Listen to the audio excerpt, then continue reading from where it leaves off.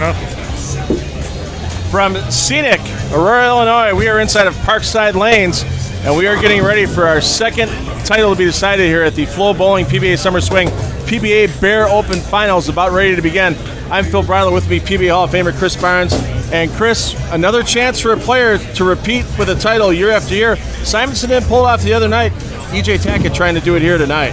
Well, and there's a reason. These guys, some centers you just match up well to. And then we did have some similar patterns from year over year, and that plays into it as well. But, I mean, the other thing is these two guys are great players. And so they're showing back up. They got a great feel for the lane, and we had a heck of a finish just to get to these five. Yeah, Kyle Sherman and Wes Malott, they're going to be in our opening match. They're barely holding on to those 4 or 5 spots. That's going to be an interesting battle. And then we get up at the winner of that match is going to advance. Jason Belmonte with a very unique take on the lanes today.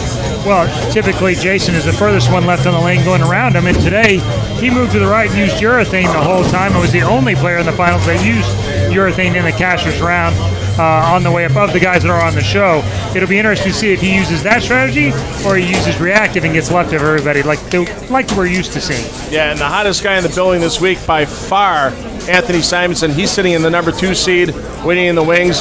And Simonsen, if he wins, he might get past Tackett, I think, just so you have all that momentum going at once. I don't know about that. EJ has been on fire, but Anthony has had all his tools working. He was one of the first guys to find that little slot around 11-12, and he just made it work when everybody was playing the left gutter. And so his touch is really on point right now.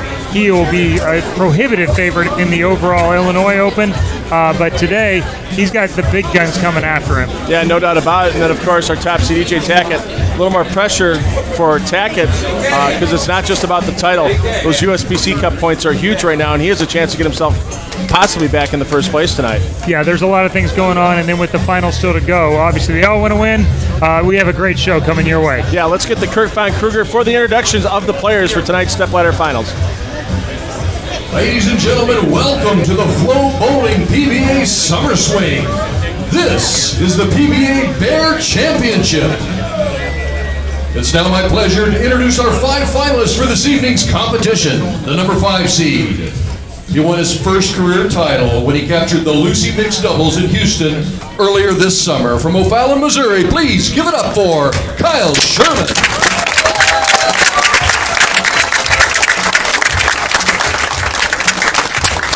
He'll be facing a 10-time titleist with 1 major championship. He was the 2008-2009 PBA Player of the Year. From Pflugerville, Texas, Wes Malott.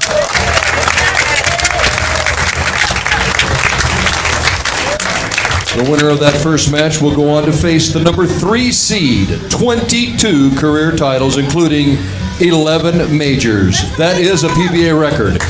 He's a 4-time PBA Player of the Year from Australia, Jason Belmonte.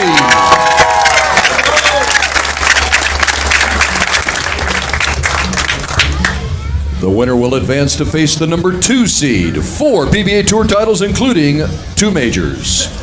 From Little Elm, Texas, Anthony Simonsen.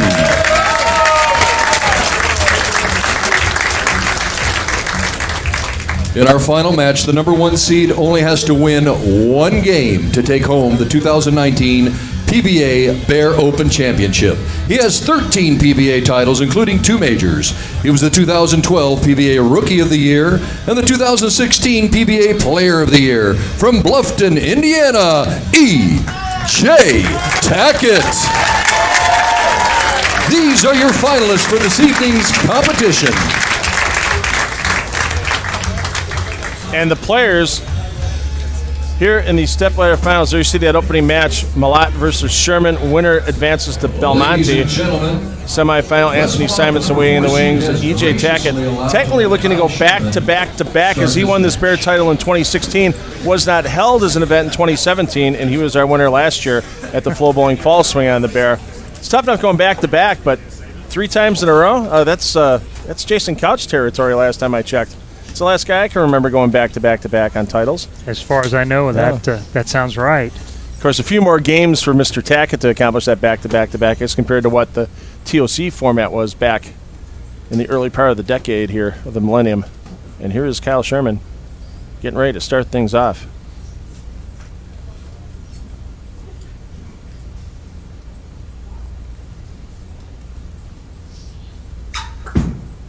Squeak of the heel, the delivery, and huge break early. Just leaving the 10. As you see there, Kyle Sherman's total average for this bear pattern, 224.65. And, you know, he had a fierce battle coming down the stretch. He was in the show by 65. Wes was in by 71. Jacob Buttroff shot 259. EJ Johnson had a chance to shoot 259. Wes had 85 in the 6th. And Sherman had 150 in the 8th with a spare, shooting 190. These guys barely held everybody off. Wes threw a late 4-bagger to get himself in there, and Sherman was able to stay clean. EJ Johnson leaving a little shaker 7 in the 10th, which ended his chances.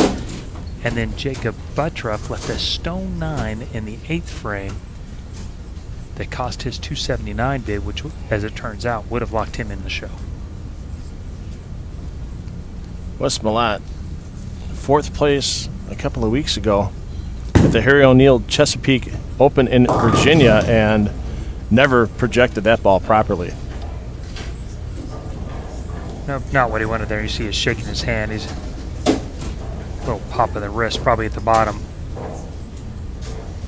That gold ball has won a lot of money over the years for Wes Malott. That is his blue blanket right there.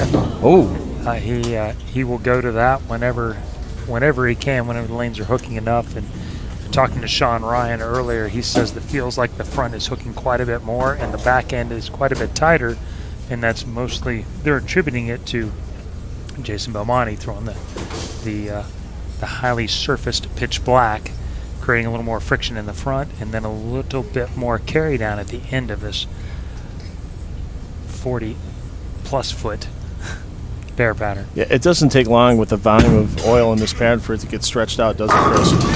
No, and anytime you throw urethane, it kind of acts like a snowplow and just shoves it down the lane. So what you know, initially began at 41 feet is now pushing down to 43, 44 feet already. So Sherman,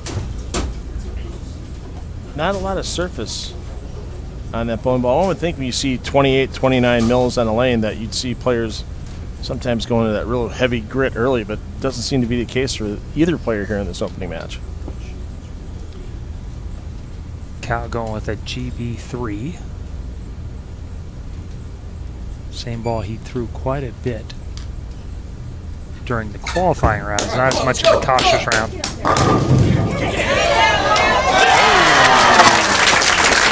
Second effort by the head pin as it fell in the flat gutter, and it kind of rolled off the 6 into the 10. Watch it again. Yeah, normally you see the butt end of the pin swing around the other way back towards the pit. Not very often does the butt end go in the gutter and then the head of the pin knocks it over. Even Wes getting a little laugh out of that one you see in the background. I'm sure he's not going to be laughing for long because he's already down by 12 pins after 2 frames. Kyle Sherman was our leader after day 1 of qualifying for 8 games. He went plus 318 yesterday. His low game on the day yesterday was his opening game of 223. He did have a 222 in game 5, but nothing lower than 222 on this bear pattern. That's spectacular. Unfortunately, that didn't happen for him during Cash's round today. Yeah, very solid this morning also in the second round of qualifying, but the Cashers round you saw a lot more different strategies, a lot less breakdown, and Kyle moved left really fast, and it didn't really develop that well, and some of the pairs were considerably tighter. So he had some struggles and had to really hang on and made some big shots down the stretch to hang in there. Yeah, that 188 final game, just enough to keep EJ Johnson out of the stepladder by just 5 pins. Better projection. Wes solidified his spot with a huge game down on the end pair, which had a lot of players pretty befuddled there in game 5. He shot 257, and it was a pair that was much tighter. Had 2 left-handers start on it. Not a lot of breakdown in through the practice, and so players were getting fooled coming to that pair and being quite a bit right. And he put a monster game to get himself in position. Yeah. And West was on this pair. Come on, Wes, let's go. Come on. And struggled a bit during Game 6 where he had 194. Of course, this is a fresh application of the Bear pattern before the Stepladder finals started. But does that sit in the back of Wes's mind a little bit? Maybe slightly, but they are so much different now than they were by Game 6. Sherman was on this pair with him. The pair had broken down a little bit funny. I don't think this is sometimes one of the best pairs. It was also a very tricky pair during the Wolf Cashers round. So 2 missed 3 6-10s. You talk about something sticking in somebody's head. The first time he chops the 3 straight back, you obviously don't want to repeat the same mistake, and then it's wide right. So Sherman, who won his first title earlier this summer at the Striking Against Breast Cancer mixed doubles with his partner Amanda Green. Significant other. Ooh, up by 26, a chance to really gap out there. A tricky 2-4-8. You see crossing about 22nd board. He expected that to pick up. He's walking away left. Generally speaking, when a player walks away left, that's a really good sign that he executed it like he wanted to. This is his third Stepladder of 2019. His first one, you see his doubles partner Brad Miller back there when they made the Roth-Holman doubles and finished second. And he has career high tour singles finish before his win in the mixed doubles. PBA Cheetah Championship lost to Dick Allen in that title match. Covers that with no issues. He has lead at 24 pins.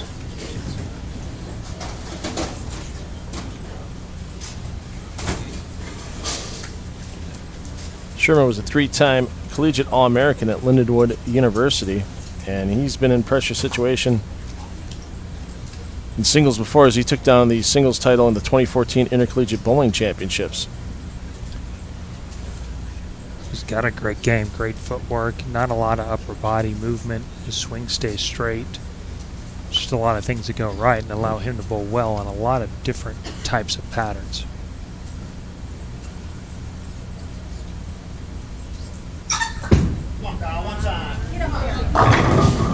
Six leans, no success, taking out the 10. Generally speaking, this left lane will hook a little bit more, and you can see that one got to basically the same spot it did on the right lane. Made it off of it, just didn't get all the way back through.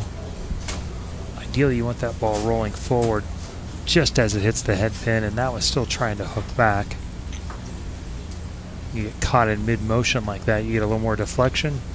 Ball doesn't go through them quite as well as you'd like. You said the mid-motion there. Is that a tough adjustment when Sherman gets up next time on that lane to get rid of the half 10? Well, there's a couple things he can do. He can move right, which almost no one under the age of 35 does nowadays.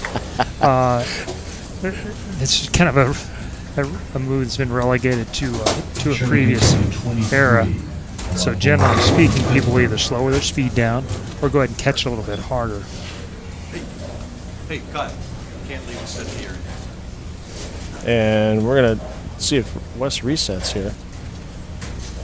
And that's a new, we'll talk about that in a second. Pitch out. I'm surprised Wes didn't start that whole shot process again because... I am too.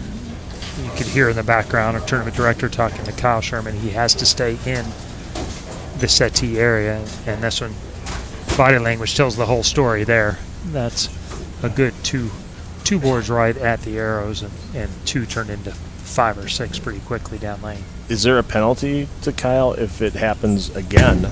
Do we know what? We know it's a rule now that they have to stay in the settee area, but has there been any type of penalty set up for that? It's relatively new, so I don't know what it is. I think it's just a requirement that you do stay in there. I assume if you were to leave, then it would fall under a usual code of conduct type fine. And yeah, we'll have to get some additional information on that between games with that new settee area rule. And that came into play right around the time of PBA playoffs in Portland. shot there. Best shot of the match. See the biggest difference. Wes is going with a little softer speed, a little more loft through the front, and also a little more axis rotation. So clearing the front, civic energy there, but that allows his ball to go through the pins a little bit better. Cal going after it a little bit more in the front so he can use a little steeper angle, trying to get the ball to pick up sooner, and then arc back through versus Wes going to a straight line and then more angle.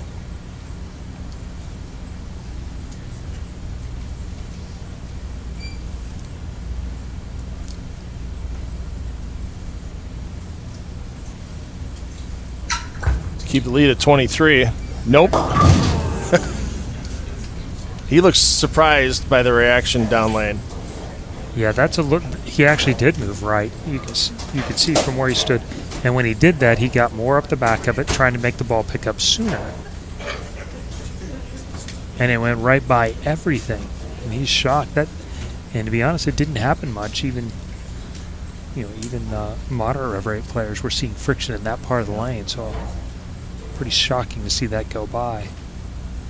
Oh, he could lose the lead here without a conversion. There. Probably the most improved part of Kyle Sherman's game. Obviously, it's a guy who can throw a lot of strikes. He's not afraid to get after it, grab it at the bottom. And watch here, across his 21st board, basically just straight down the lane. Hit it down 19, cross 21, hit about 23 down there at the pins. And a lot of people don't know about Kyle, if they're pretty new here to Flow Bowling, is he came back. It wasn't exactly a career-threatening hip injury a couple of years ago, but it was something that required surgery and a lot of rehabilitation for him to get back out here on tour. I actually had the same thing he has. He had a torn labrum, and he had surgery on it, and it was 4 months without throwing a ball, and then took a little while longer, obviously, for him to get back in shape. And we're just now seeing the best of what Kyle Sherman has to offer. He's 9 months post-surgery there, and he looks 100% now, and his shot repetitions have continued to improve. Like I say, maybe the biggest part of it is that his spare game has gotten considerably better, and that is bridging the gaps between all those strikes that he throws. So Wes can knock his deficit down to just 9 pins. With a strike here, he likes it. You get that second foot kick from Wes, and you know it's good. It's got a little Mark Roth to it there, where he throws it and get that extra kick. You know he's thrown the one he wanted to here. You know, it's hard to believe it's been 6 years since we've seen Wes in the winner's circle out here on the PBA Tour. Cheetah Championship in 2013 is his last title. Wow. Yeah. Well, he's been on a lot of shows, though. It's not like he's not been knocking on the door. Right. Gosh, it seemed like he was bowling against Belmonte about every other week in a major there for a little while. Yeah, he does have a major to his credit, 2013 U.S. Open. Harsh. I was going to say, just that he threw it a touch more forward than the last shot. Didn't quite get around it as much, and it still shaped the lane every bit as much as he wanted it to, but the 6 pin right around the bottom. Man. Now, when I say a little bit more forward, that's really micromanaging. Talk about less than 5 degrees of rotation. Kyle Sherman leads by 10 Now, pins. that was the last time we saw Malott in the winner's circle. Was the Cheetah Championship in 2013, but he did win the Mark Roth doubles with Norm Duke in 2015 as well. Pound for pound, the most differentiated team on tour. And height as well, possibly? Just all the way around. Yeah. It's strategies. All right. Up 10. Chance to extend the lead to 20. Way left again. Is that going to work? Not even close. That's a ball change, too. So this is the ball he used early on in qualifying in round 1, a black paradox, and moved left. And the problem is when you move left, the last shot he's seen in his head is that GB3, and it basically hydroplaned in the mid lane unexpectedly. So it's going to be really hard for him to trust it and throw it right and know it's going to pick up. And especially because the next time in this lane, it could be for the match. 10th frame, he's finishing on this right lane. Not an ideal situation to have a little uncertainty if it comes down to that shot. Really difficult spare here. Lots of OB around 6, so he'll have to throw it fairly straight. Just enough. Okay, that's when you know a player is really confident. When they're, you know, a big power player like this is not even going to attempt to hook into it. And he's confident in, with his spare game, to go ahead and try and make a double wood, throwing it straight. Now let's take another look at the conversion of the 3, 6, 9, 10. And that's perfect. I mean, the ball hit 3 of the pins. And with this bear pattern, it's tough because there's so much oil down the outside for 41 feet. You don't know exactly what it's going to do when it's crossing where the guys have blown it open. Well, even the first day, we saw multiple guys in the top 10 throw gutter balls. And it seems crazy. I saw 2, probably 4 different times. You know, there's tons of OB once you could really get it, you know, out there around 7, and you have to get it out there to make the 3, 6, 9, 10 if you hook at it. That's a ball change in both lanes. I didn't see that coming because he'd been striking on the left lane already. And he cannot be shut out by Malott after that shot. That was a good 5-board jump left with his feet. I'm shocked that he did it after throwing strikes for the most part in the left lane.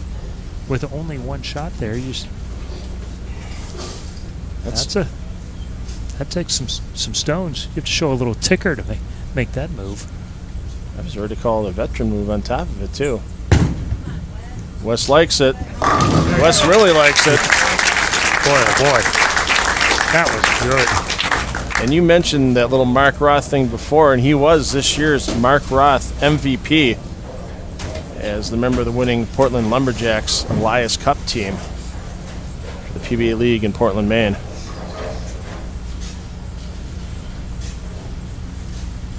Wes has a stepladder final he made in Chesapeake. His other stepladder final this year was 3rd place finish in the Go Bowling Indianapolis Open, where he lost to Norm Duke in the semifinal 10 match. needs this one. Half 10.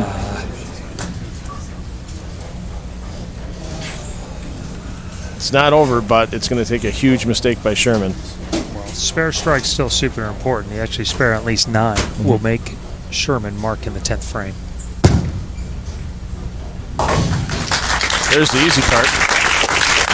Now getting 10 or 9, either way. Yeah, he knew he got it just a touch right of where he wanted to and wasn't sure. Good shot. Nice to know the knees are in good shape for him, though. Yeah, I know. He looks better. He's lost a little weight again, and you know, he did hurt his back there early in a while, but it looked like he just kept getting better and better as he went. That's a big trip 4 right there. As that leaves him a little bit of hope. Sherman has not hit the pocket on this right lane since early in the match. Sherman's lead is 11. Now bowling 10. Sherman's last 3 counts on this lane: 7, 6, and 6. I'm no expert, but 6 1/3 is not ideal. Leaves a lot of stuff that can be missed.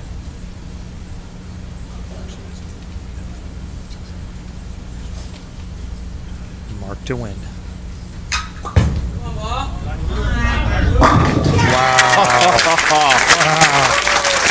Talk about kid clutch on that shot. Vortex Kyle Sherman is your winner in match 1. Please give it up one more time for Big Wes Malott.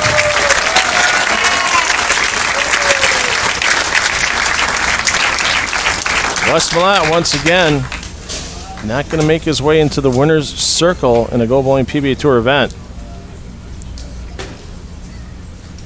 And Malott really needed to get a win here tonight to move way up in the USPC Cup points. His chance of getting a part of that action might be going by the wayside with this 5th place finish. And you can't fault Sherman for trying another piece of equipment here. No, you don't know when you might get another practice ball or another chance to try anything. So honestly, it'll probably be his last chance at a practice ball. unless he is able to get way ahead in a match. And judging by who's coming up next, not likely he's going to get a lot of free shots. Wes Malott, 5th place. Kyle Sherman moving on, taking on Jason Belmonte. And we'll be back to talk a little bit about this match and take a look forward at the next one. Coming up next here, the Flow Bowling PBA Bear Open.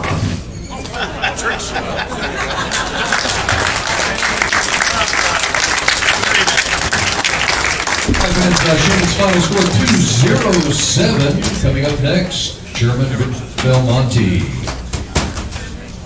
Also, fans, tell your friends and family back home to visit flowbowling.com and subscribe today for unlimited access to live streaming, plus the very best PBA tournaments and events all year round. Only on flowbowling.com. Join and subscribe today. So here we go. Let's take a look at some of the key parts of last match. So you see Kyle Sherman finally getting things adjusted on the left lane. Crucial ball change there in the 9th frame, and that's the one that sets up this winning shot. Oh no, this is the bad shot in the 8th that he had to recover from. Made the ball change, stayed with it on that left lane. And now here's the big shot, Chris. Yeah, this is the one that sealed the deal and gets him to advance on to face the #1 player in the world, Jason Belmonte. And we've got Jason out here taking practice shots right now. We see urethane in Belmonte's hand. How is that going to affect what Kyle Sherman is doing out here on the lanes? Well, the urethane acts like a snowplow as opposed to the reactive balls, which basically pick up oil and then keep it and take it off the lane. Urethane is much more where it just shoves it further down. So the amount of rev rate and surface that he has on it will pick more of it off. I mean, it will pick it off, basically push it from the front to the back of the lane. This 41-foot batter comes 42, 43, 44. He'll make the front of the lane hook. He'll make the back of the lane tighter, and he makes those reactive balls, which is maybe the most accurate term for a bowling ball in the history, do just that. It will react to the friction in the front. It'll see the oil down lane, makes the lanes better for him, and it makes it worse for all the rest of them. Now, it was interesting. We saw Kyle Sherman, once he got that strike to lock up that first match, switched to another bowling ball, and he moved even farther left. Is that trying to counteract the Belmonte influence? I think that's just a move as a potential what if. He wants to throw that black paradox. That's what he got most of that giant score that very first day. I think the first 6 out of those 8 games, he threw that. And so he wants to throw that one. I imagine that's what we'll see until it basically, if it flat tens, then we'll see the other ball. Okay. And he can move left from there. Belmonte finishing his practice, and once he's done, Belmonte will make his choice of starting lanes, and we'll get back for our second match here in the PBA Bear Open once practice is completed.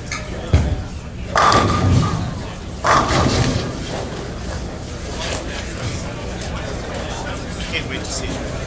Nice to talk to you. I always said that would be a great story to do. I said that's no problem. When I said 60, so there you see the Stepladder finals. So far, Kyle Sherman 207, Wes Malott 191. Jason Belmonte in this next match.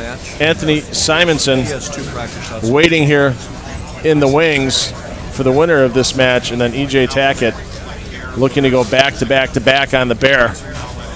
And how do you handle it, Chris? You've had it plenty of times waiting in that #1 seed. It's never an easy thing to do. What do you do to handle things as you're waiting? Well, you're watching things that go on and looking for anything unusual. Mostly if one lane starts to break down more than another, and if there's one lane that guys tend to prefer more than the other, both for your own sake and potentially if you don't care which lane, then you make them finish in the lane they don't like. But, you mentioned the back-to-back-to-back, and never one to let facts get in the way of a good story, but two of Couch's wins were actually long formats. Oh, that's okay. You are correct. That's right. So only one was actually extra frame length. Yes. The other 2 were actually were the 4 times that long. 48 games. Yes. Yeah. So 56. All right, Jason. Next time you see me, I know you're watching, and I'll buy a beverage. bowlers are getting ready to. One of the greats is going to be taking his licks at the PBA 50 Tour Jason next Belmonte, season. the number 3 seed, the higher seed. He's welcome for that too. I forgot to make a spare in one of those. Bowling fans, how about a nice round Let of him sneak applause by and to get kick the off first one. match number 2. And we shouldn't be surprised here. Fans, do not be afraid to cheer for these bowlers just as soon as that ball's off the hand. Let's hear some noise. You're going to take all that applause and cheering home with you. Well, in this case, I think Jason watched what was going on, and maybe he has the same reaction, maybe he doesn't, but he's going to make Kyle Sherman finish on that right lane, which certainly was his trouble lane, at least up until that game-clinching 10th frame. Solid crowd in the building here again at Parkside Lanes in Aurora. Once again, I want to thank all of our sponsors.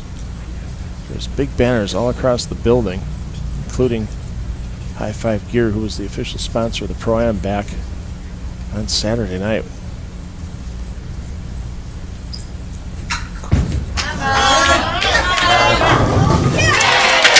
It's part of the game when you get a crossover, and now you just got to build on it. So one of the things about the oil and the amount of oil down lane is it makes players throw stronger balls and keep their angles closer to the head pin. We saw an inordinate amount of Brooklyn's, especially on that wolf pattern, on that 32-footer. But we actually still saw quite a few on this pattern, which is a little more unusual typically. Belmo looking for 23 career PBA titles, half of those 22 being majors. Just throwing the rope. And it's not about, for people who are new to the sport, they like to see the ball hook for the pro players. A lot of times, that may not be the best reaction. Sometimes point A to point B can be the best thing. Yeah, this is just more reason for the rest of the world to be scared. We already know what happens when he slides in left gutter. That he is the best player in the world when he can get in and create more room, and he's got better touch than all the other guys that do it. But if he's going to do that, and then when you're playing left, he can also beat you from the right. Yeah. There is no board on the lane that's safe from Jason Belmonte anymore. Urethane reaction, flat 10. Yeah, I mean, I don't think the wood fell here particularly easily. I mean, you'd see some occasional scouts, and all the players that are making the shows here are relatively high rev rate, high speed players. But what you saw more often is an unusual number of flat tens by the same guys that normally send the head pin flying over there. And speaking of flying, into the gutter with the spare ball. Boy, and Belmo was just a split-making machine during Cash's round. Made a 210 and 4-9 in consecutive games, and now lets that single pin slide by. I didn't see him down in practice, but I think one of the things that people do tend to do, you're talking about while you're waiting for your match to come on, is that you're so worried about getting ball reaction and being comfortable that you don't shoot enough spares over there. And as somebody as experienced as Belmonte is, I doubt that he went somewhere and did not Fans, one more time, shoot any please spares. place those cell phones in silent mode. But an unusual error that we don't see much of anymore.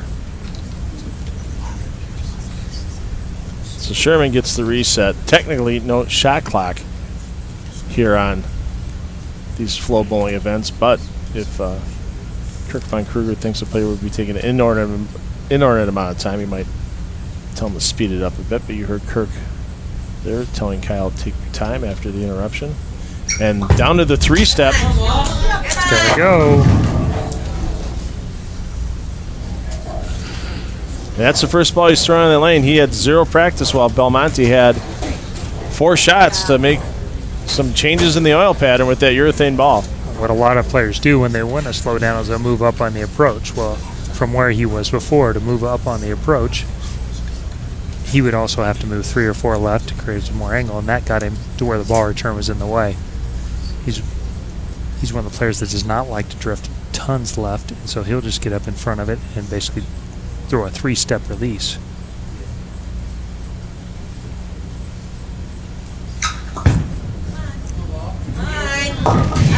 That was looking iffy all the way to the front of that 2-pin.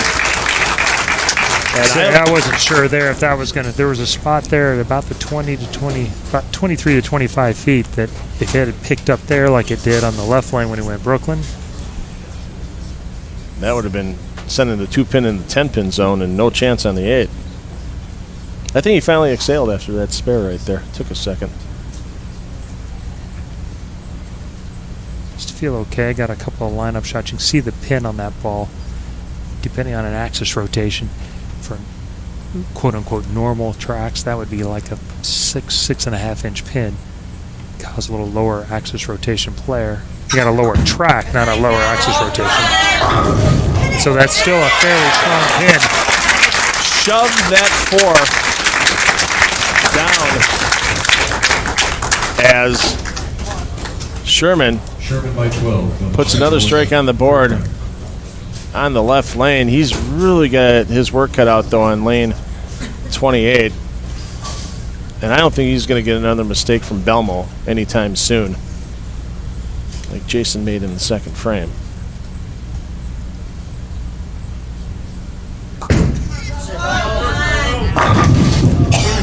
Get there. He got there, just didn't knock it over. It's almost like the pins didn't know who threw that. They must have mistaken him for a league bowler here at Parkside The Lanes. angle was way closer to my angle of entry, so that's probably where the confusion happened. But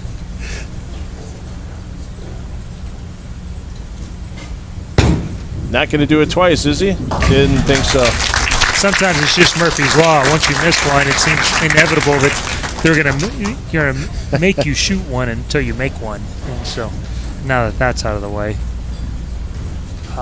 although that's got to be a little disconcerting. It's one of the hard things to do with urethane, is because when you throw it slower and you hit it harder, it doesn't make it hook more down lane. It makes it hook more in the front of the lane.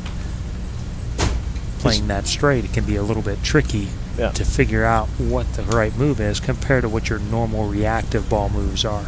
Well, here's the thing too. Everybody sees the hole in the ball. Obviously, Jason not using his thumb. USBC rules still allow for about another 11 months weight holes in bowling balls. Is that going to really affect how these players can use urethane, like Jason? Oh, that didn't have any trouble. No. There's some theories out there that it's going to make some difference, but I don't think honestly, I don't think it's going to change who's the best players are. Sure. At all. I think it's going to make weigh-ins relatively irrelevant. Mm-hmm. You can kind of eyeball them, and the ball has 3 ounces at the top. Every inch that it's shifted from the center of the grip is approximately 1 ounce. Anything within 3 inches of there is going to be pretty standardly within the spec.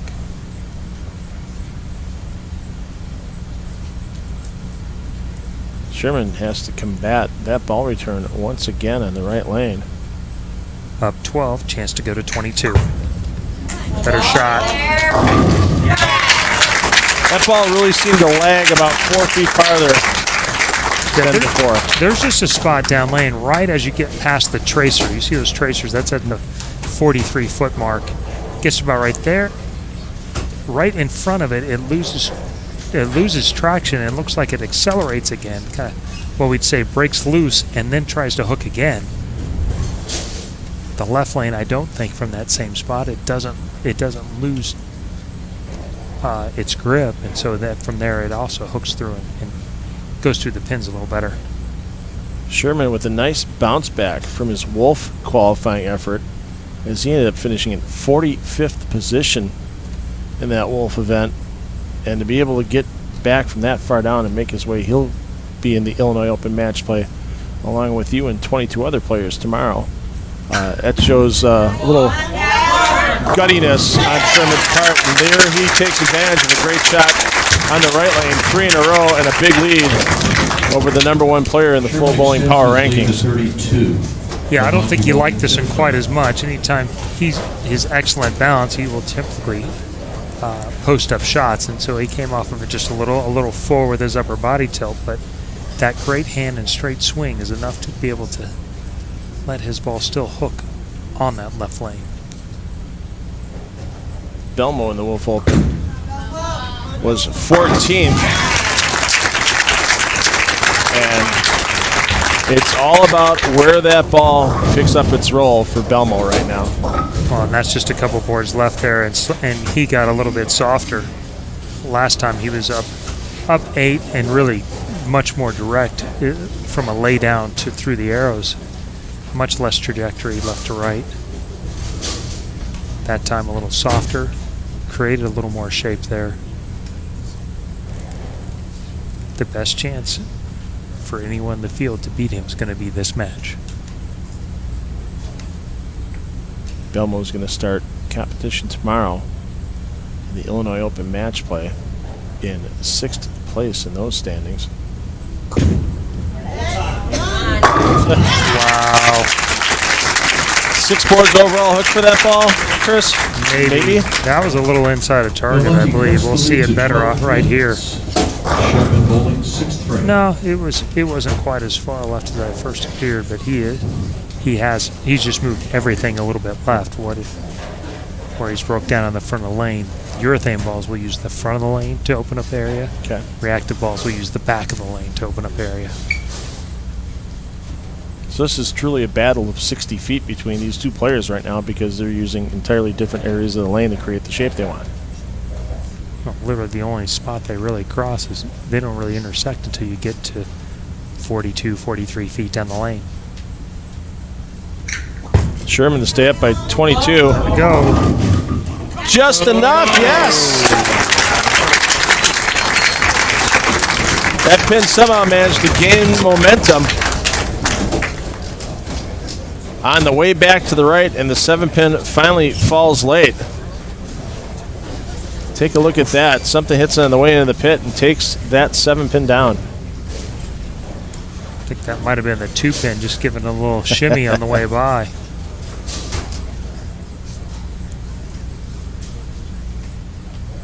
Kyle Sherman's partner in crime, Brad Miller, also going to make the Illinois Open in 20th. EJ Johnson, our near miss qualifier, 5 pins short, qualified in there as well, although down towards the bottom. About 200 pins, 240 pins off of the top 5. But with 30 pins a bonus in 24 games, lots of things can happen. Left. He likes that left lane. So he needs to keep finding the pocket on the right lane. Keep the pressure on Jason Belmonte. And he has really gotten that hand circling the bowling ball as compared to how we saw him start that match against Wes Malott. Yeah, that's the difference between a ball you know is going to pick up versus one you have to, the GB3 he was using to create angle down lane, so he was getting his hand up the back of it to make it pick up in the mid lane. This ball picks up in the mid lane on its own. He has to circle it to make it keep going through the pins. Down 22, down 32. Chance to bring it back to 22.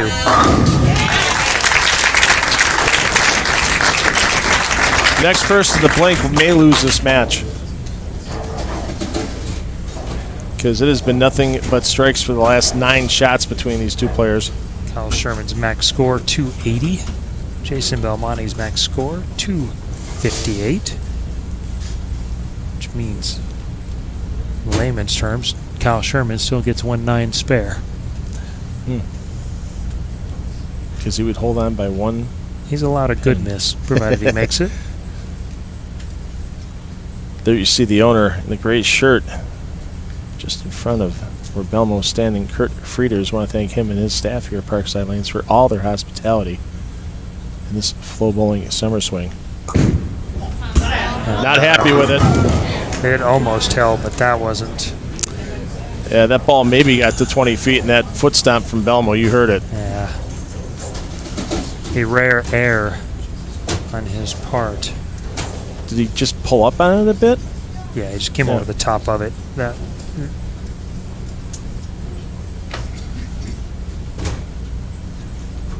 Yeah, look at the reaction. And Body language tells it all. He almost got away with it, but.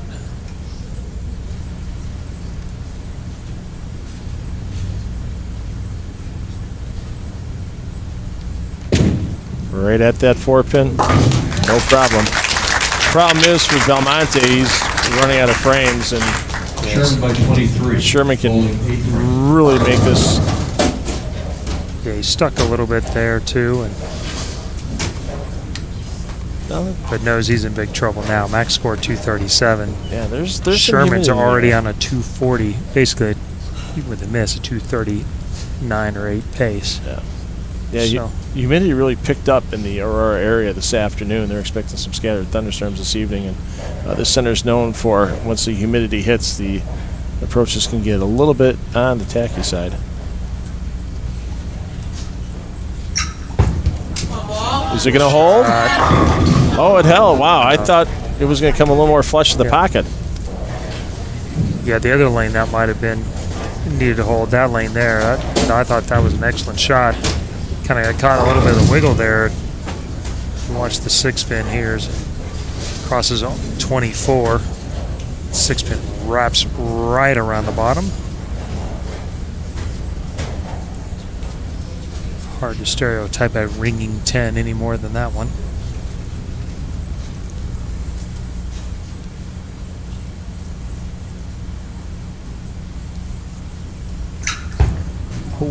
Oh. If that was Wolf, that would have been a miss. That's probably correct. Guys shot straight at every hard spare on the planet and flushed them all, and then the 10 pin almost gave him a head fake there.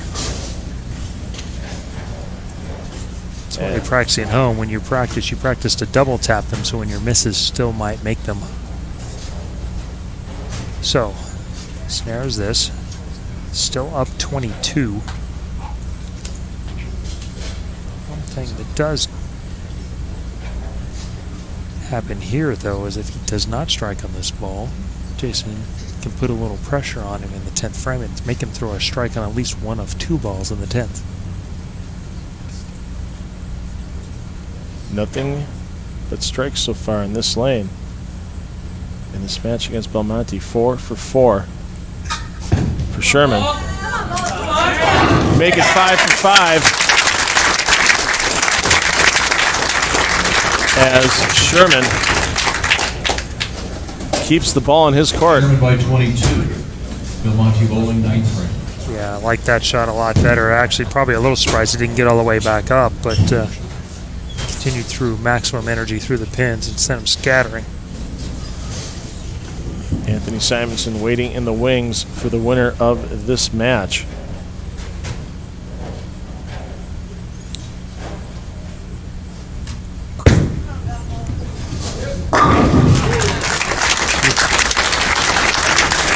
We could take 10 pins back and nothing makes contact with the pin deck until after they all hit the curtain. That is a powerful strike. Yeah, this one's actually about 1 inside of his target, but he's throwing it so good right now. Oh, pardon me, the 3-pin, the head of the 3-pin made contact before falling the pin deck, but everything went just up and airborne on that great shot by Belmo. Super high flush, 10 straight back. Regroup from the shot in the 8th frame here. All 3 in the 10th gives him 237. Sherman at 239 pace.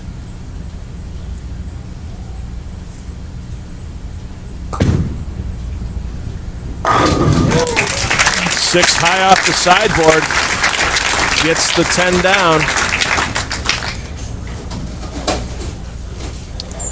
This is everything the last one in the 8th was not. This is perfect. Yeah, to get that 6 to be so horizontal when it hit the 10, there was no chance for a wraparound on that first ball in the 10th. And Belmo, hey, here's a surprise. It's re-rack time, ladies and gentlemen. This 10th frame might take a minute. I wouldn't be surprised. I would actually expect it if I was on the other side. Right. It's going to be... It's 2 racks per game. It doesn't say when you have to take them. No, he wants this one here. This one's a huge one because it shifts just a little bit of pressure.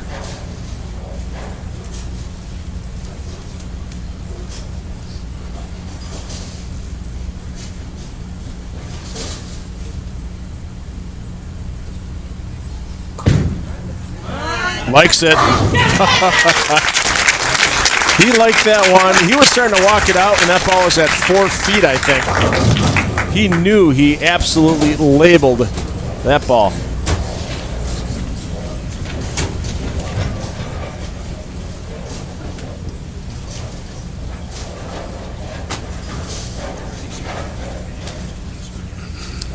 Tells you how little the difference can be. Actually, when you watch that ball cross the arrows versus the one in the 8th that went high, they didn't look that much different from his hand going through the arrows, but how he came out of it and over the top of it made all the difference. Still a super important shot here.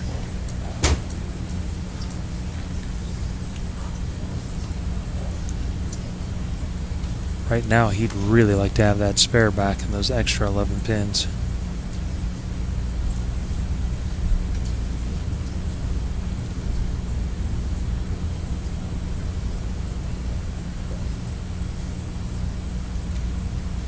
Every pin important on this ball. You could not pack 3 better shots in that 10th frame than Jason Belmonte did. Kyle Sherman leads by 2 pins. And that, ladies and gentlemen, is the reason why he was #1 in the power rankings on Flow Bowling for weeks, even without taking a ball at competition during the USBC Cup events earlier in August. Count here is irrelevant if he leaves any pins. It's a spare. Spare 9 is a winner. Strike here will lock it up.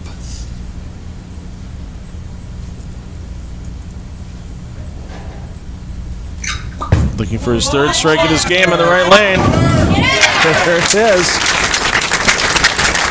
Did not look sure the entire time, but he rattled the 5 to the left, the 5 to the right, and the 5 finally falls down. And Kyle Sherman, that is a feather in your cap at any time in your career, taking out Jason Belmonte in the stepladder match. That doesn't happen very often. It hasn't happened much in 2019.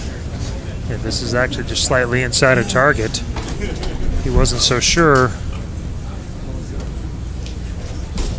Just needs a few pins now to lock this up. Matter of fact, I believe 5 will do it.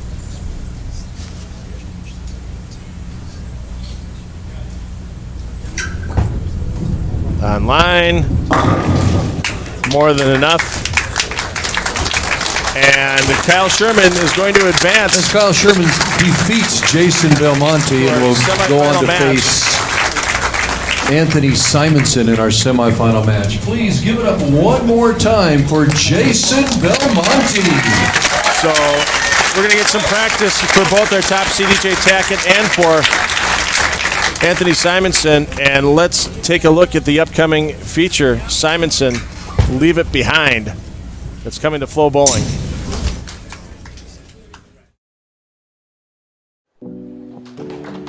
First off, thank you, all of you. It means a lot that you guys came. We appreciate it. We've put a lot of hard work, sweat, tears into this film, but we really appreciate you guys coming out here.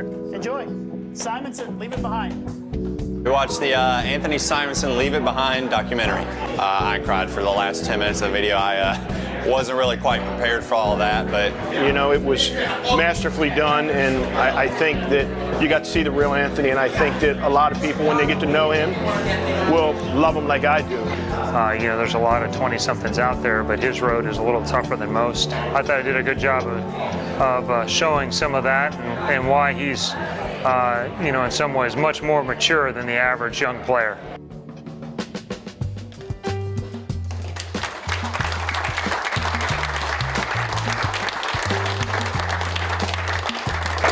What'd you think? So it almost like taking a walk down memory lane, you know, not only with the movie itself, but processing, you know, everything through my head as I'm telling the story. And I'm looking forward to what you guys are going to do, you know, not only with myself, but the rest of the tour players in the future. Bowling is an incredible sport to watch when you care about the competitors. And so having an opportunity to teach more people about who these guys are, these great players, who they are, will generate more fans that have the kind of rooting interest and the kind of the drama that PBA bowling provides will just be even sharper when you really know who these guys are. From what I talk to everybody enjoys it, and I'm looking forward to hearing what the public has to say about it on September 4th. And I really hope that all the bowling fans, all the Flow Bowling subscribers, make sure to put it on the calendar, September 4th, for the debut of Simonsen. You can't go back and change what has already happened. Leave it in the past.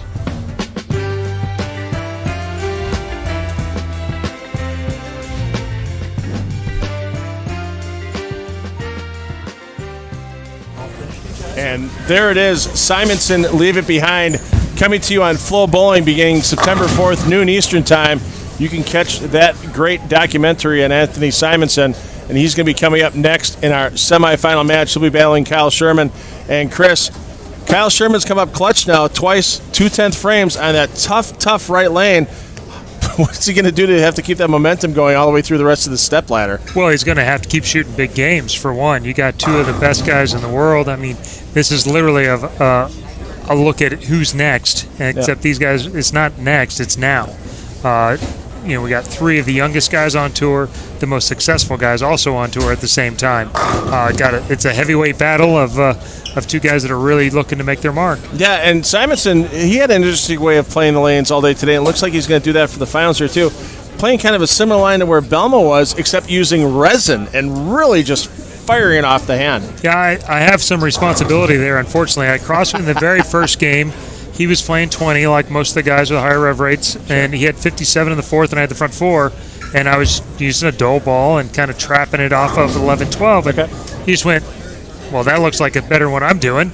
And he went over there and he got 216, and I ended up moving off of it, halfway through the next game, and he turned out to stay out there and wrecked them for the next, 6-7 games in a row. And so, but he's got his whole toolbox accessible to him right now. He's really clicking. He's got his timing on point, and we've seen some of the best of it. He's making huge moves on the Wolf from pair to pairs, and again, playing what would be considered probably his D or E game, and lapping the field. Yeah, no doubt about that. Simonson's going to finish off his practice. A couple of minutes, we'll get started with Anthony Simonsen against Kyle Sherman, semifinal match here. PBA Bear Open, part of the Flow Bowling Summer Swing.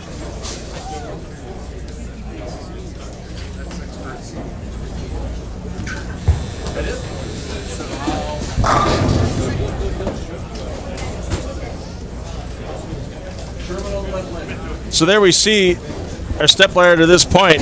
Kyle Sherman, 2 matches in the books. 207 in the opening match against Wes Malott, 247 in match number 2 against Jason Belmonte.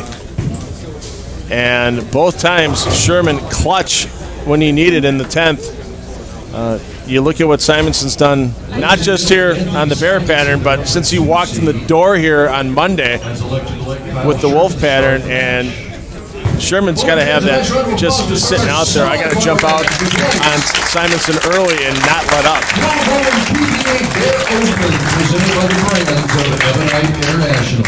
Thank you. Hey, here's a surprise. They're making Sherman go first.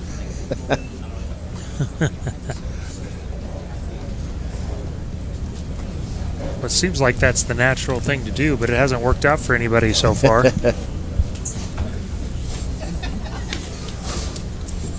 And interesting here, as with the USBC Cup points that were earned by players that didn't make the stepladder at this point, nobody can pass Sean Rash for the lead in this event, but Kyle Sherman is the player that can come the closest. If Sherman wins this event, he's only going to be 70 points or so behind Rash getting into the Illinois Open. And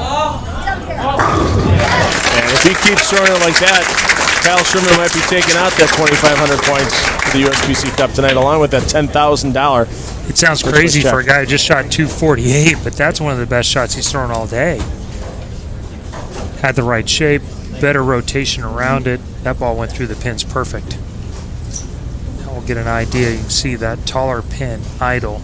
Low RG ball, symmetrical. And somebody get a fire extinguisher ready, because that ball is just smoking down the lane. And basically, Anthony's strategy is going to be just get 2 or 3 boards inside of where Belmonte was, use that friction in the front to get his ball to face up, and then he's just going to throw it hard and keep its rotation end over end so it doesn't change his directions nearly as much as it normally does for him. You know, everybody's giving Player of the Year pretty much to Belmonte, but if Simonsen can win here, Illinois Open, and U.S. Open, that could change the status of that, because that would give Simonsen 2 majors as well. Yes, it's a long way to go, but you can't exactly etch in the name on the trophy yet for Belmonte. But this tournament has a lot to do with it, in my opinion. Well, sure, let's go with that. I mean, they could both end up with the season with 5 titles and in 2 majors. They could. One of them is already there. Yes. The other one has to have everything possible in the world happen right. So in theory, yes, you're right. Yeah. It's possible. Your name could become $100 Phil also. Thank you for putting me right back in my place, Chris. I deserved it. Sherman looking for the double. Rat 10 says, not this time, Kyle Sherman. Better quality shot than what we've seen in that right lane from Kyle a couple times last game. Oh, you're right. That's the best shape he's had on the right lane in several shots. To be fair, it is much more likely that Anthony might win 3 in a row than your name being changed to $100 Phil. But it all has to start with this title tonight. Yeah, first things first, he's going to have to get by Sherman, who's dispatched everyone. The difference being is this is the first time he's been behind in a match at any point. So early leads, as often is the case in stepladders in one-game formats. They have a good tendency to hold on.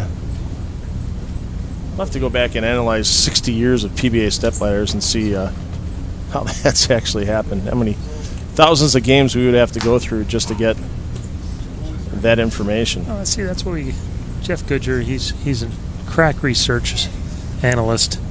I imagine we might have that by the end of the show. Okay. He's oh, that's right. He's running the show. Never mind. Oh, this Lucas. Let's make Lucas do it.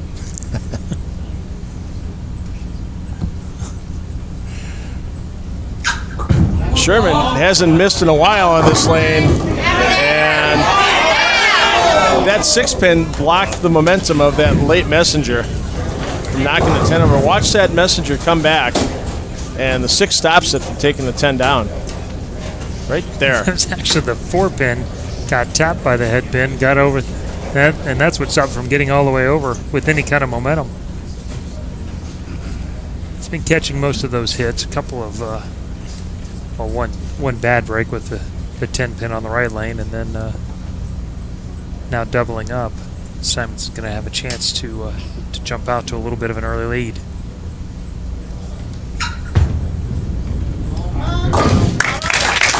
On top of that one.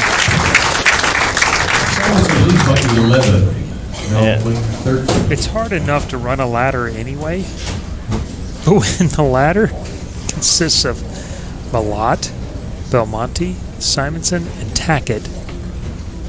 Future Hall of Famer, future Hall of Famer, future Hall of Famer, future Hall of Famer. Yeah. It might not be who you would pick. Sounds like a fantasy draft. Nothing to fantasize about that strike. That was a no-doubter out of Simonsen's hand. Just a little bit inside of Belmonte's line. The advantage of using reactive, and especially a shiny one like that, is he can clear that front part of the lane much easier than Jason did. The trick is then not catch any of the jet wash from Belmonte's urethane ball. Already up by 21, chance to take it to 31. No doubt. Absolutely no doubt for those first 4 from Simonsen. Now here, some people that might be new to the sport might be thinking to themselves, well, if they don't want the ball to hook, why are they wiping the oil off the ball every time when it comes back? Because oil on the ball is not going to let it hook. Well, you want a consistent surface each time, and you want to start with it the same way, end with it the same way, and the only way to get it that way is to use basically it's an oil-free type chamois, which takes probably 98% of the oil off each time. The other added benefit to using one of those is the less oil that soaks into a ball, the longer that ball will retain its original intended shape. So not a bad habit to be in anyway. Now Sherman, 2 10-pins here, has to get back on it. Slow. Did look kind of thumb down on the release. It just looked like he hung in it a little bit, and then the end result, sometimes that can happen when you're 3-stepping there. It just got up in the air. I think you called it perfectly. He got it up in the air and then his hand rotated over the top. And so between being slow and more axis rotation, just no chance for it to stay. And somewhat fortunate just to leave a 3-6. But once again, with the oil on the outside of this pattern, you don't want to leak it right out of your hand on a 3-6.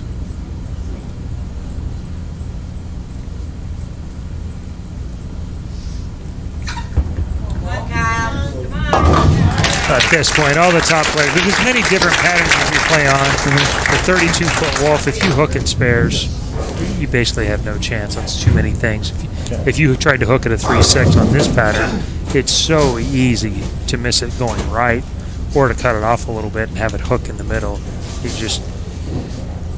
It's why the junior players around the world that are bowling junior gold in these higher level competitions on tough patterns are looking to shoot spares straight from the get-go and not using that crutch as an opportunity. When the patterns are softer, yeah, you can hook at pins that are typically 1 pin, 2, 1, 2, and 3, 5, 8, 9 type lead pins. They're easier to make, but on tougher patterns, there's no percentage in hooking at them.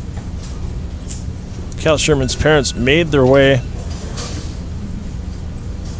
up from the St. Louis area, and another phone. Somebody's alarm is going off, I think is what it is.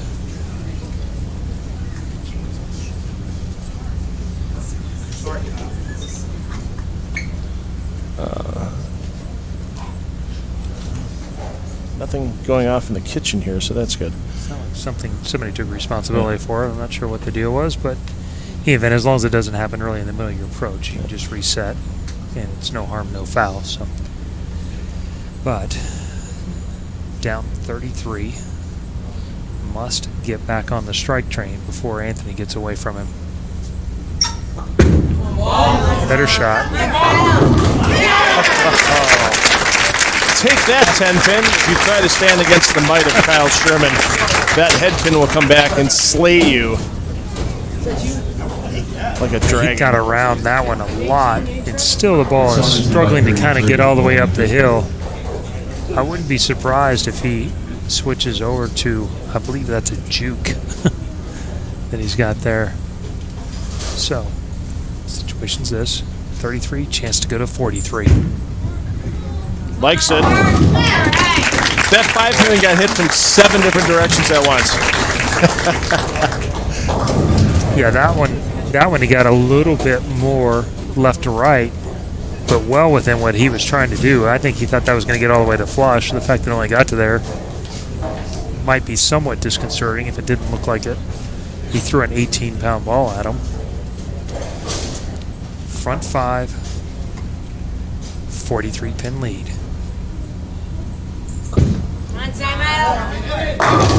Wow.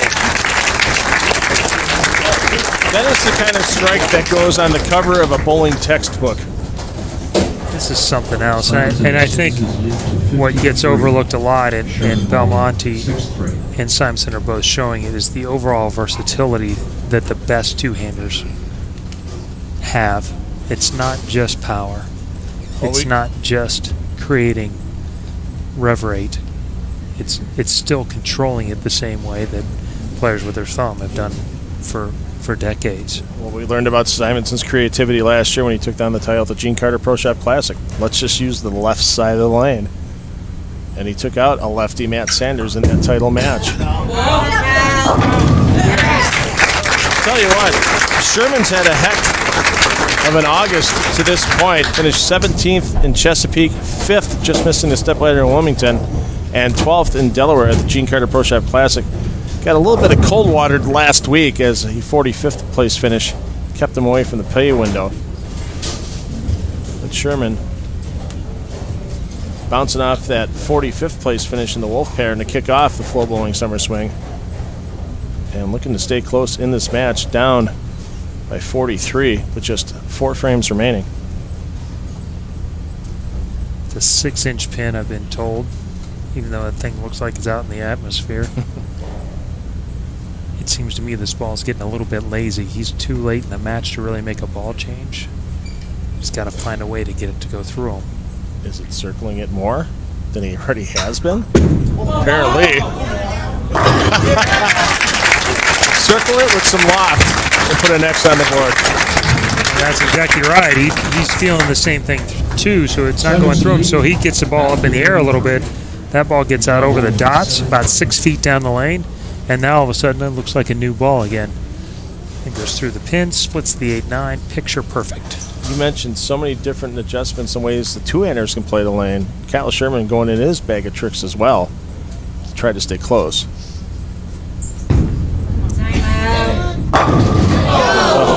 Wow.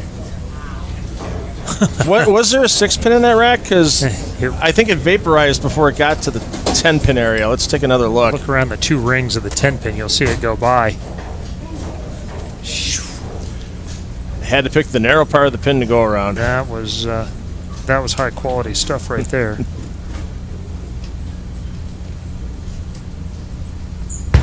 Still up by 42 with a conversion. Well, the $1,000 Flow Bowling and PBA bonus for a perfect game in a Flow Bowling live streamed championship round, safe for another game. Deficit cut to 32. Max score still obviously 279. Sherman's max score 257. He hollered back off on that one, and it did. He's begging for it to do something, and it goes through the pins like this. It's not good news. I mean, he goes back off and it hits pure. Well, the one he thought he threw perfect wearing 10, and the one he threw, you know, maybe a 90%er. You guys don't have a touring psychologist out here with you on occasions like that is absolutely beyond me.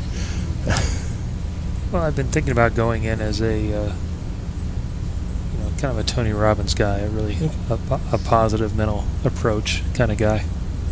Seems like, yeah, maybe not my strength. Must strike situation. Push. Wow. Bounces around the left side of the rack. That did more than push a little. Wow. And that's the difference between the left and right lane from in there. Is that just right about here? I thought it was in trouble when it picked up, and then it pushed again down there in that 43, 44, 45 foot range, and it didn't even. No, it did not even threaten to go high. It actually went light shaker. Is that just topography coming into play, or is that just the different ways all these players have busted out of lanes? It might be a little topography, a little bit of the urethane. Okay. In the end, you have to throw all that away and just go, okay, it's just a little tighter. It doesn't really matter the hows and the whys. This is the ball I'm going to throw. This is the one I'm going to try and do. Get it up in the air a little bit. Get it to come around the corner. This is the foundation frame, and the only way that Sherman has a chance to build the victory is with a strike on this shot. Gotta go. And the ever deadly 1-5. Well, and this is what happens when you get a few too many tricks going on at the same time, as it brings some other things into play that would not normally be. He thought he got 0 there for a minute, but Yeah, he knew it when that ball was at the arrows that there was no way it was coming back from that far right. I think his max score down to 235. Simonson's not home yet, but he's in pretty good shape.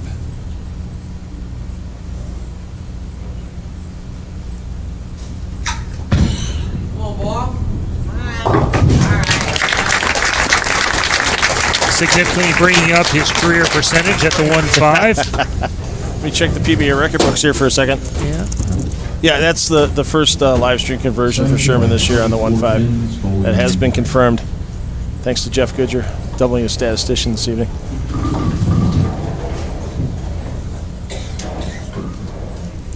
Well, no change to the game plan here from Simonsen. No. He still has a little work to do. Strike here would pretty much wrap things up.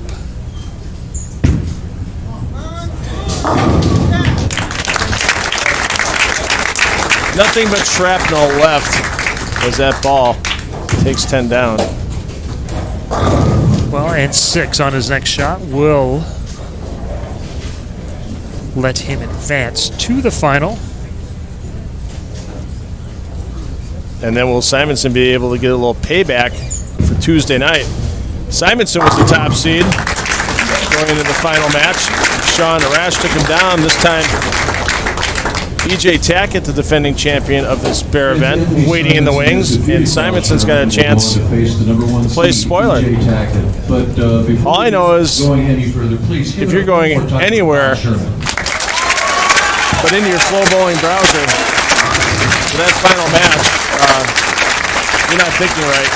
Because it is going to be one heck of a championship round. Anthony Simonsen, EJ Tackett, they're going to be coming up next here as the PBA Bear Open will determine its title list after the next match.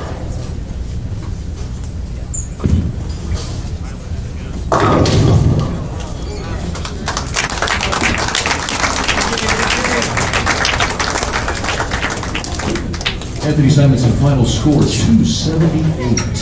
278.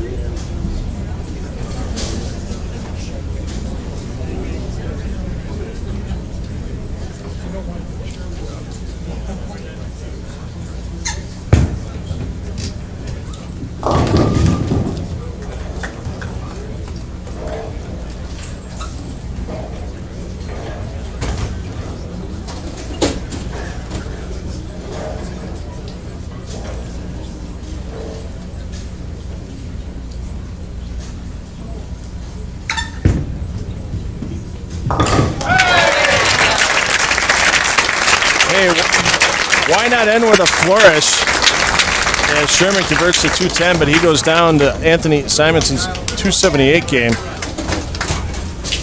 And let's take a look at Anthony Simonsen.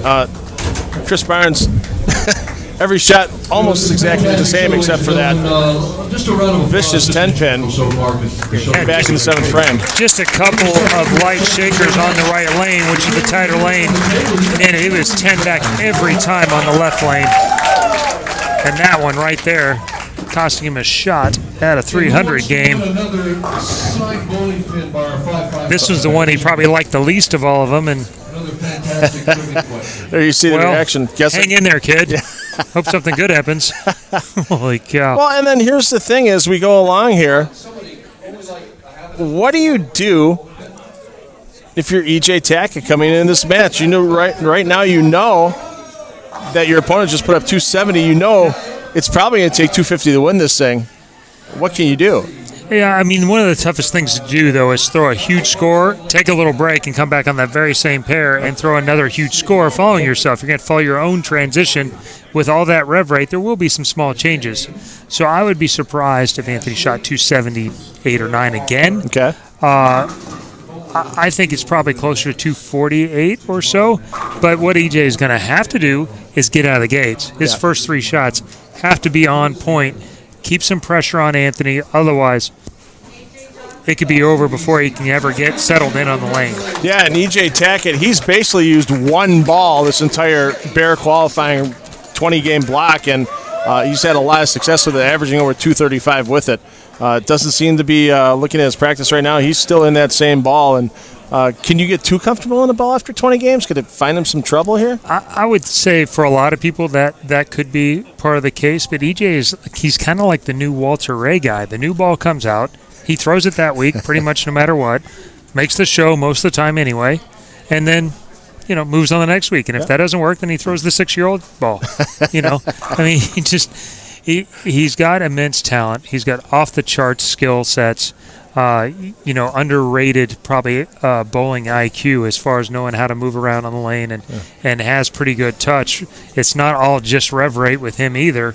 And so he's got his hands full. It is a title match. There's always a lot of extra adrenaline. Those first 3 shots, I think, determine this whole thing. So we're going to let EJ Tackett finish his last couple of practice shots here, and we're going to start with that championship match here momentarily for the PBA Bear Open, part of the Flow Bowling Summer Swing.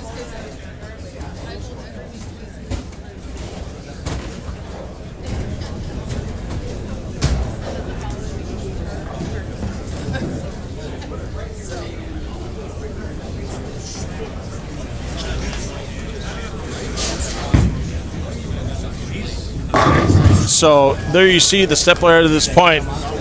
Sherman gets through the first 2 matches, but falls to the wayside as Simonsen wastes the pins with a 278 game. And EJ Tackett and Anthony Simonsen will take to this championship match. We are so close to this. And we are going to let Kirk Von Kruger take you through the start of this match. So many polite higher seats tonight. EJ has graciously allowed Anthony Simonsen to start the championship match. All right, fans, one more game for all the marbles. Please, let's hear it for these guys.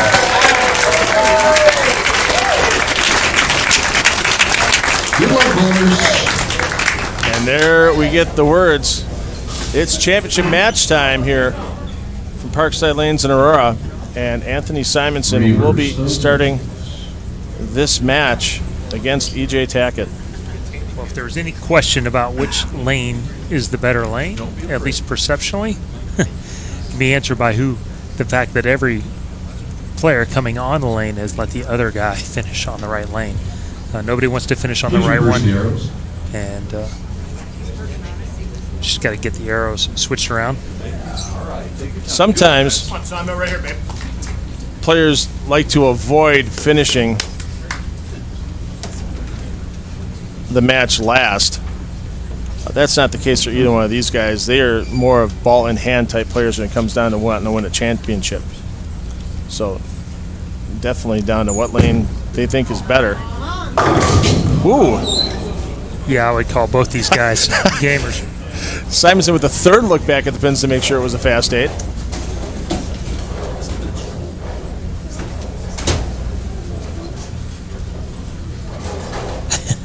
Yeah, I can't believe it's still there. What happened? And that lane definitely picked up earlier for him last match. You could see it that way, but coming off the end of that bear pattern there, you see on your right, he wants to get just around that last tracer going down the lane. EJ got 8 shots of practice in there, got the lane to break down just a little bit, and lo and behold, look what we have here. That's not the new ball.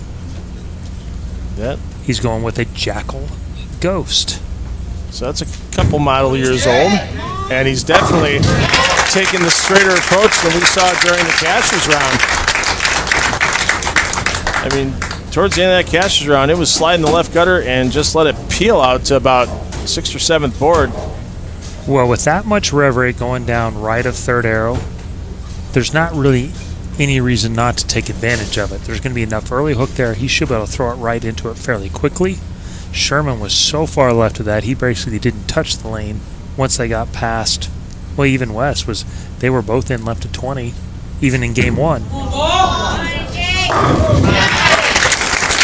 once again, both these players showing how multifaceted they are, and they're just taking what the lane's giving them right now. It's a solid asymmetrical ball, and it's a great point. You have 8 shots, and sometimes those extra 2 shots you get as the leader over what the rest of the guys get is 6. That's an excellent use of practice because he made a ball change and got lined up all inside of that time. And he's done exactly what he needs to do to have a chance against Anthony Simonsen.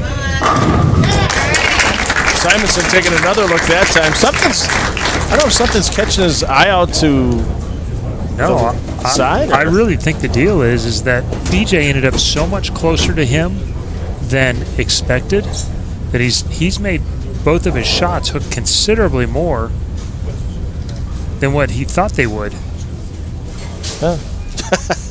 Yeah, you see the reaction right there. I guess that was a good shot. He looked left first. Yeah.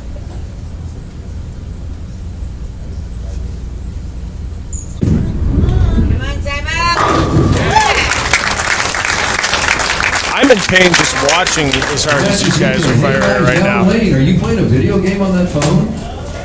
Oh, somebody tap him on the shoulder. Please put your phone away, sir. Thank you very much. There we go. Take your time. Thank you. There was somebody down that left side of the lane that was checking out their cell phone. And apparently some flashes from that cell phone were catching Simonsen.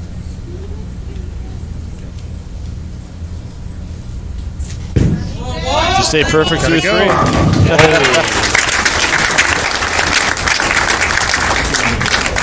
Now, I think one of the biggest advantages that two-handers have is their ability to create axis rotation and keep it going in the lane. One of the things that, with EJ having his thumb in it, is that he creates that same rev rate that they do with two hands, but he does it with an end-over-end roll, which reads the lane a little bit differently. It allows him to throw it right a little faster and blend the lane out that way. That ball for a lot of players would have been in trouble, would have got too long, maybe missed the head pin right. For him, just ran the 8-pin over. Run 4. And one thing that's important to EJ, he's never won a title twice in the same building in his career, and he really wants to do it here at Parkside Lanes because he did the Parkside Lanes Extra Frame Open Championship last year.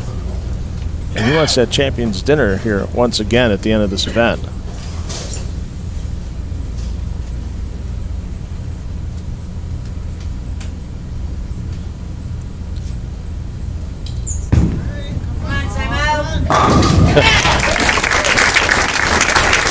I think you need 250 to win predictions coming around right now. Looks like Holy you're cow. closer than I was. The interesting part for Simo was when he got pairs that hooked more, he just threw it harder.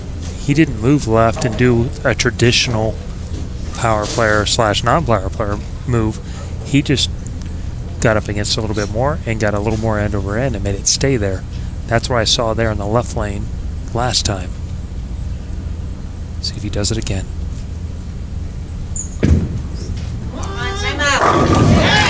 Six does the job on the 10.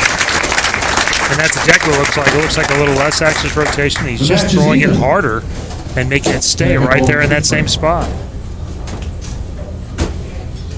This is EJ Tackett's 6th stepladder of 2019 with 0 titles to this point. This year, best finish was in the Tournament of Champions at AMF Riviera in Fairlawn, Ohio, where Belmonte took out Tackett in the championship match.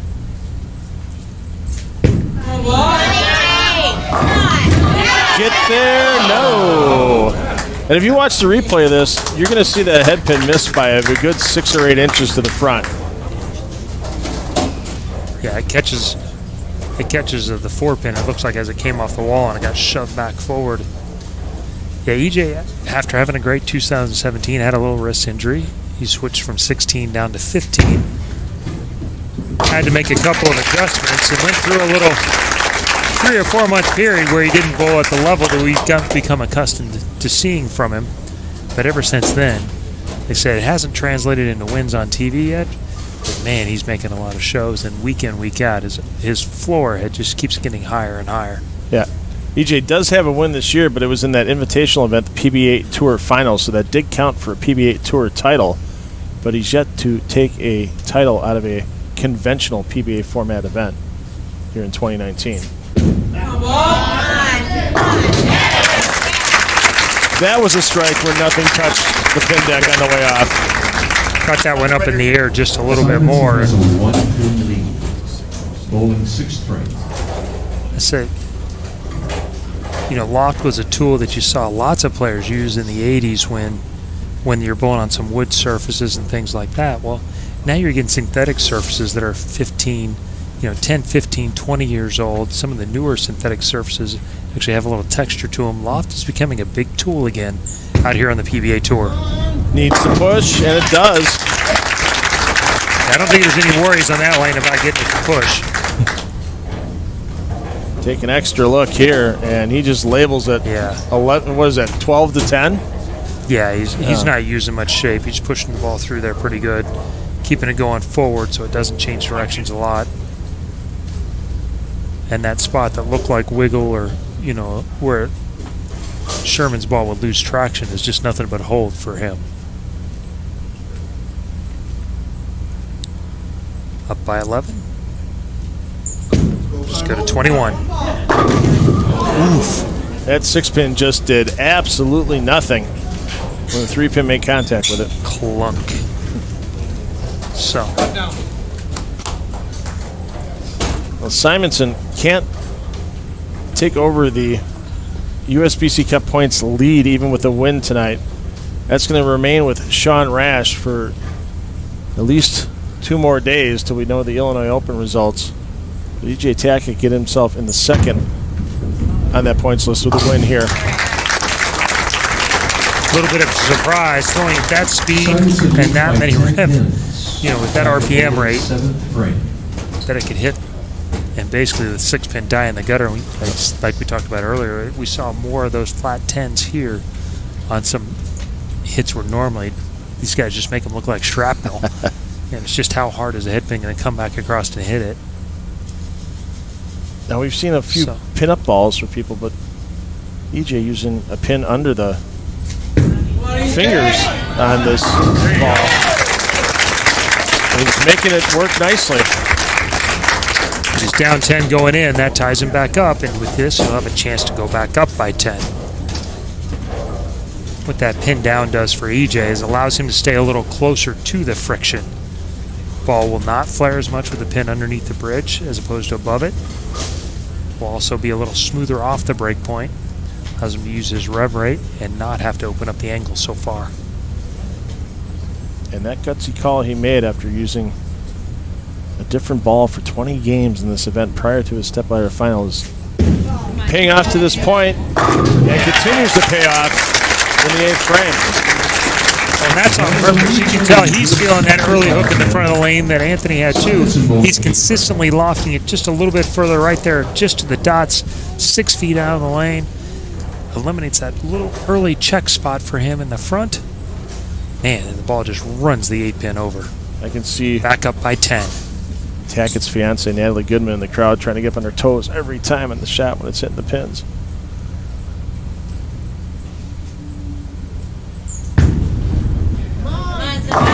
Shrapnel. That's probably the furthest right he's gotten any shot there, and with relatively little angle. Wasn't really in danger of going light, but sliding about 17 with the inside of his left foot. Yeah, that 10-pin had 0 chance if it tried to stand. Actually hit a little bit lighter than the last time on the left lane. So we did see some racks. There's been a few re-racks on this left lane over time. Now max score 269. EJ's max score 279. Down by 10. Chance to pull even here with a strike. He's got to pour some concrete with his foundation frame strike. Otherwise, it could be all Tackett. He was off balance at the line and still got it to hold. Wow. He stayed with it just long enough. That was a little inside of target. The match is now even. That one had some heat on it. Boy, we thought people had something to talk about with those Wolf finals here in Aurora the other night. They've taken that show level up another notch here tonight in this championship match. Tell how hard he's trying to throw that. He's up on his toes after he throws it. EJ selling in here. Strike to take back the lead. And EJ was a little off balance at the line as well. Double and one, right, Chris? That's the deal. Great shot here. I mean, both players, the amount of force generated by two guys that are under 5'7". Tackett's slide foot was parallel to the foul line. He's giving so much effort through that shot.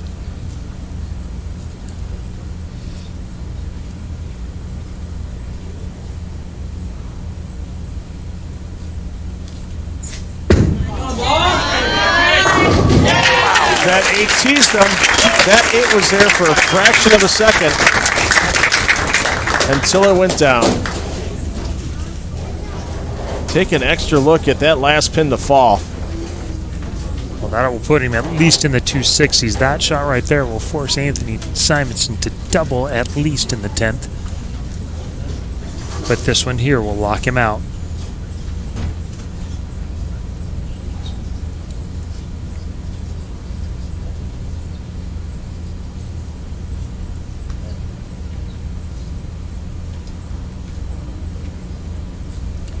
For the win. Outright, no roll on the 2, and Simonsen has life. Just a little quick into the swing. And he can't afford to throw away the spare either. You got to pick this one up. He needs a spare, because then there's something. Simonsen's max score 269 with the spare. Simonsen will need all 3 in the 10th to win by 1. Hold on. Oh, my.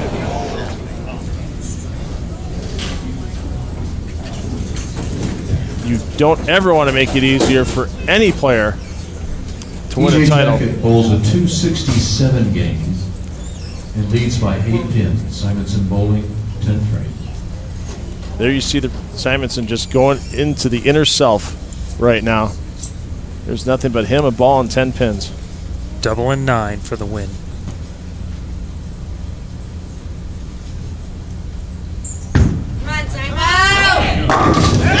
First one makes it happen. I think absolutely super high quality shot making by both these guys. The one air, the second one in the 10th by EJ after a nearly perfect game.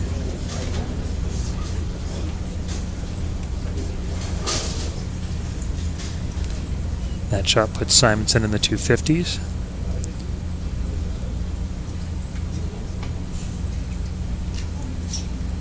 Checking the sole, checking the heel, and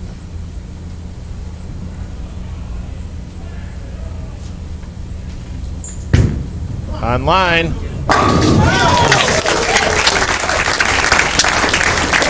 You think this kid has any moxie to him? He's 23 years old, bowling for a title. Those 2 great shots. No reaction. I mean, kept himself as low-key as possible. 9 or better is a win. Tackett just absolutely behind himself, but there's nothing you can do now. And you got to get right back to competition tomorrow, EJ Tackett. There's another title on the line here at the Flow Bowling Summer Swing. Let's take care of this first title first. That's left.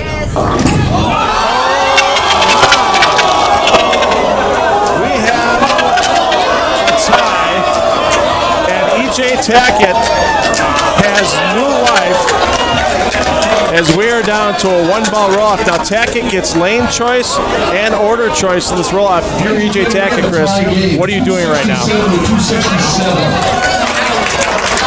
That's a good question.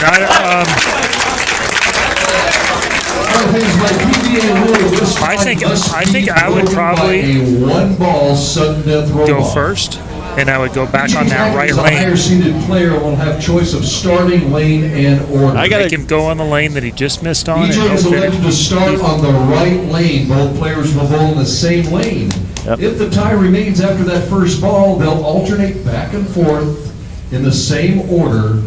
And the reason for going on the right lane? Until that tie is broken. If there's obviously there's not much time. These guys are throwing a ton of strikes on both lanes. But Anthony just made his worst shot of the game right there. You're going to hope that he wants to make sure he gets it to the right, maybe forces it by it. You get lucky and he just leaves a little shaker 10. First things first, he's got to strike.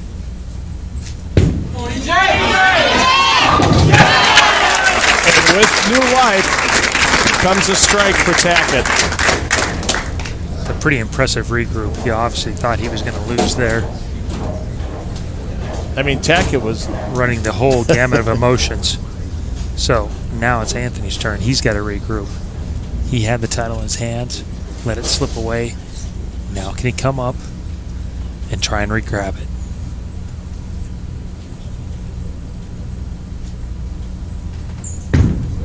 Better ball.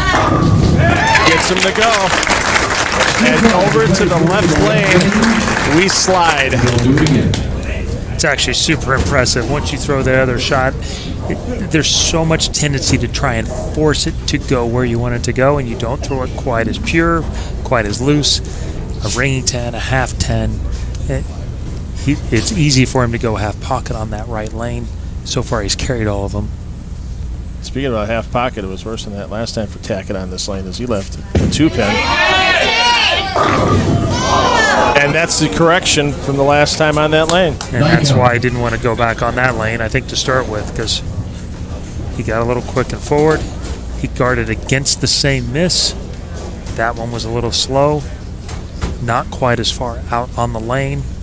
Said we're really micromanaging here, but with that much rev rate, a little short, maybe a foot and a half short down, maybe 0.2, 0.3 slower. 4-pin. Now Simonsen with an opportunity to win. Strike to win, 9 to tie, anything less. Could this be the 7th title for Simonsen? Yes, it is. Gets them all in a mix. And that is an incredible victory for Anthony Simonsen. Had the chance to lock it up in regulation, fell short, battled through 2 balls on a roll-off, and you see Anthony Simonsen stunned and in somewhat disbelief as well that he's picking up that trophy here as the winner of this PBA Bear Open, and a little bit of comeuppance from Tuesday night, from when he lost that championship match to Sean Rash. But the job here not done for Anthony Simonsen. He's your #1 qualifier when we begin Illinois Open coverage tomorrow. And we will get back here, and let's get it to Chris Barnes on the lanes for the interview with our winner. I'd like to introduce Kurt. Kurt is the proprietor here at Parkside Lanes, and he has some hardware to give to Anthony Simonsen.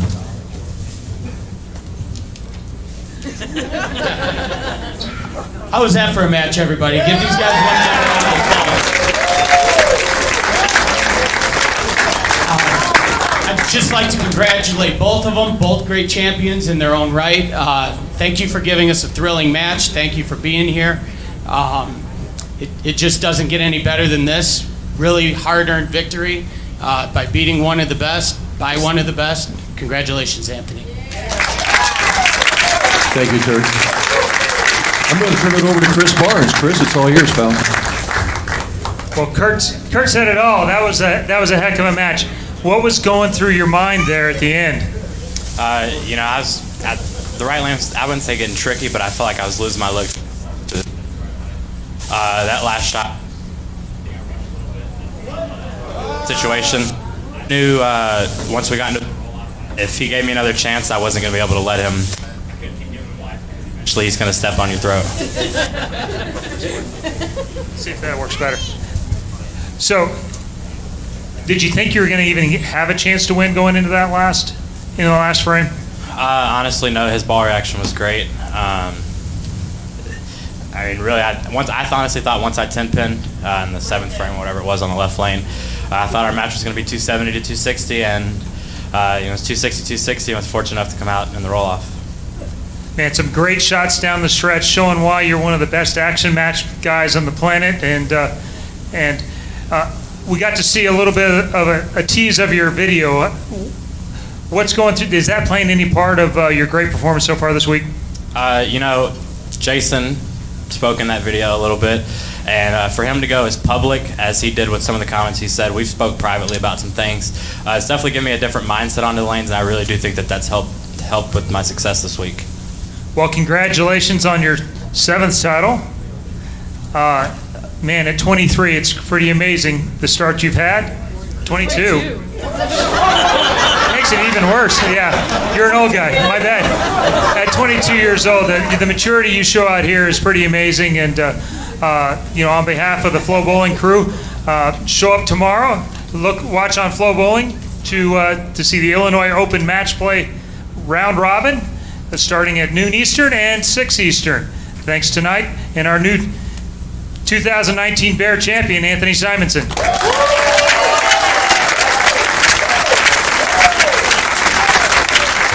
Thank you, Chris.